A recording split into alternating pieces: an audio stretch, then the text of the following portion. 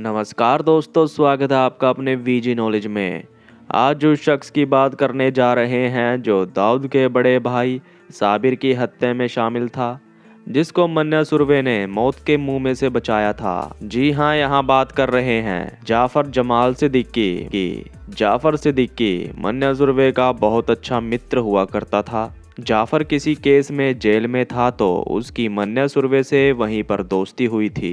वहीं दूसरी तरफ छोटा कासू जो रज्जी के साथ रहा करता था। छोटा कासू दाऊद का आदमी था और साउथ मुंबई में अपना जुए का अड्डा चलाया करता था। छोटा कासू और जाफर की गहरी दुश्मनी हुआ करती थी। बताया जाता है जाफर ने छोटा कासू के छोटे भाई को मारा था और जाफर यहीं से दाऊद के खिलाफ था। पठान गैंग और दाऊद गैंग में लड़ाई झगड़े होते रहते थे। पठान गैंग का अमीरजादा जाफर को अपने साथ मिला लेता है। कहते हैं एक दिन मन्ना सुरवे और जाफर पाई धोनी के पास किसी काम के लिए गए हुए थे। छोटा कासू को पता चल जाता है कि जाफर और मन्ना मार्केट में घूम रहे हैं। छोटा कासू को अपने भाई का बदला लेना था। छोटा कासू, रज्जी, शेर खान और लंबू शकील ने मिलकर जाफर और मन्ना पर तलवारों से हमला कर दिया। उस लड़ाई में गोली भी चली। गोली जाफर को जाकर लगी। इसको देखते हुए मन्ना ने जाफर को बचाने के लिए उसको चलती बस में ढकेल दिया। मन्ना सुरवे जाफर को थाने लेकर जाता है। उसने ट्रीटमेंट पट्टी वगैरह करवाई। कहते हैं जो मन्ना सुरवे का साबिर की हत्या में नाम आता है वो इसी वजह से आता है। हकीकत तो ये है कि मन्ना साबिर के कत्ल में शामिल नहीं था। मन्ना का उस केस में कुछ लेना देना नहीं था। हुसैन जैदी की किताब के आधार पर मूवी बनाई गई और मूवी में दिखाया गया कि मन्ना ने शेख मुनीर को बस में ढकेला था। जब पुलिस ऑफिसर इशाक बागवान ने इसके बारे में हुसैन जैदी से पूछा तो इसको लेकर इशाक बागवान का उससे झगड़ा भी हुआ था। मूवी को फेमस करने के लिए इसमें दाऊद, साबिर सबके ओरिजिनल नाम ले लिए गए थे और पब्लिक प्लेटफॉर्म में उसका ट्रेलर भी डाल दिया गया था। इशाक बागवान ने कहा था कि ये तुम गलत कर रहे हो, इससे कुछ भी हो सकता है, जिसके बाद मूवी में नामों को चेंज कर दिया गया। साबिर को मारने के बाद अमीरजादा गुजरात से पकड़ लिया जाता है। वहीं जाफर सिद्दीकी फरार था, उसका कोई अता पता नहीं था।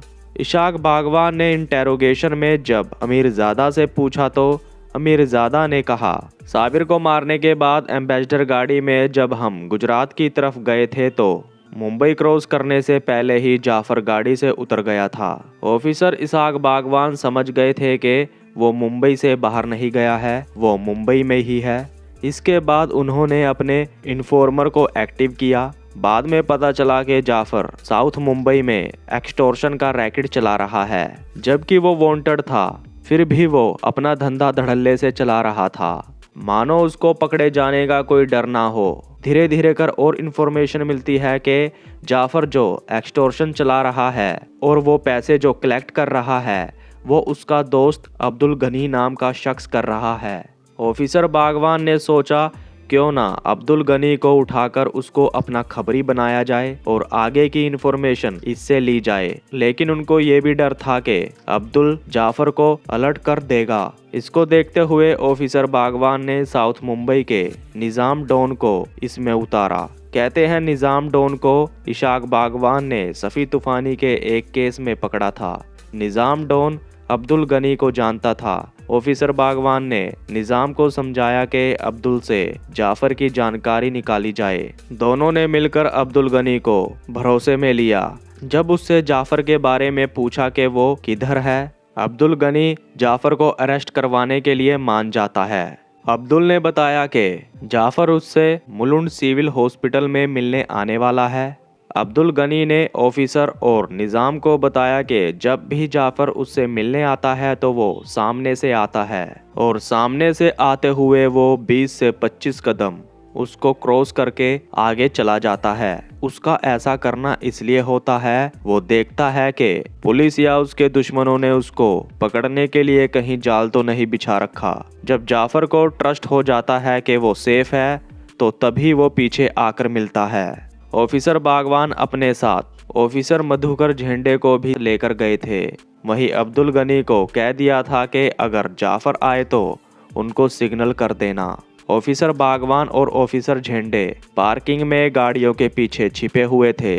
जाफर सामने से आता है, उसके साथ 2 यंग लड़के और थे। अब्दुल गनी सिग्नल कर देता है। झंडे ने बागवान को कहा कि मैं दोनों लड़कों को पकड़ता हूँ, तुम जाफर को पकड़ लेना। जाफर अब्दुल को क्रॉस करके आगे चला जाता है। ऑफिसर्स को सिग्नल मिल चुका था। ऑफिसर झंडे ने दोनों लड़कों को पकड़ लिया। वहीं जब ऑफिसर इसाक बागवान जाफर को पकड़ने के लिए गए तो वो गाड़ी के पीछे जाकर अपना रिवॉल्वर निकाल लेता है। जाफर ने कोई फायरिंग नहीं की। वहां पर उसको अरेस्ट कर लिया जाता है। अरेस्ट करने के बाद उसको थाना जेल में रखा गया। कुछ दिन बाद 15 मई 1983 को जाफर थाना जेल से भाग जाता है। जब जाफर भागा था तो उसके साथ अशोक नाम का शख्स भी था। अशोक को चिकना मुन्ना भी बोला करते थे। जब ये खबर फैली कि जाफर जेल से भाग गया है तो छोटा कासू और रज्जी दोनों ऑफिसर बागवान के पास जा पहुंचे।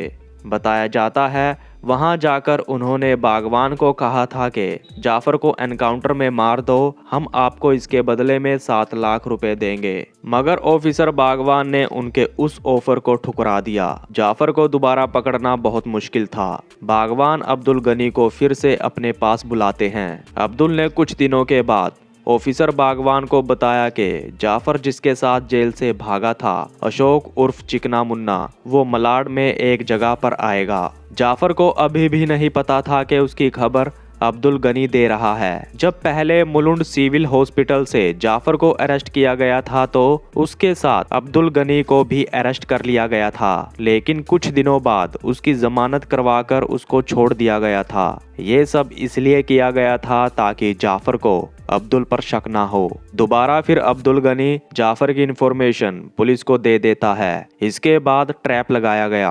अशोक उर्फ चिकना मुन्ना को मलाड से पकड़ लिया गया। मुन्ना के पास से 10,000 रुपए कैश और एक रिवॉल्वर मिला था। इंटेरोगेशन में उसने बताया कि ये पैसा और हथियार वो बेंगलोर में जाकर जाफर को देने वाला था।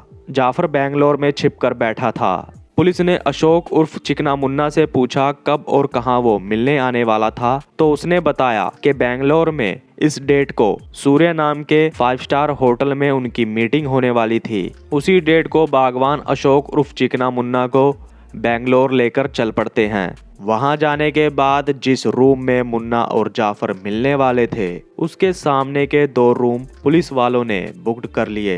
जाफर होटल में आने से पहले रिसेप्शन पर फोन करके पूछता है कि अशोक नाम का कोई आदमी वहां आया है या नहीं। उन्होंने कहा आया है। कंफर्म करने के बाद जाफर ऑटो रिक्शा से आता है। जैसे ही वो रूम में घुसा, पीछे से आकर पुलिस उसको पकड़ लेती है। उसको बेंगलोर से वापस लाया गया। जाफर जेल से कई बार भागा। अमीरजादा की हत्या से पहले जाफर 2 बार अरेस्ट हुआ। कहा जाता है कि फतेह सिंह गायकवाड़ ने जाफर का एनकाउंटर किया था। जाफर के एनकाउंटर को लेकर 2 बातें कही जाती है। पहली के भिवंडी में जाफर का घर था और घर में ही उसका एनकाउंटर किया गया था। वहीं दूसरी बात ये कही जाती है कि जाफर का एनकाउंटर मुंब्रा में हुआ था। तो दोस्तों, ये थी जाफर की ज़िंदगी से जुड़ी कुछ बातें। अब तक के लिए इतना ही। तो नमस्कार दोस्तों।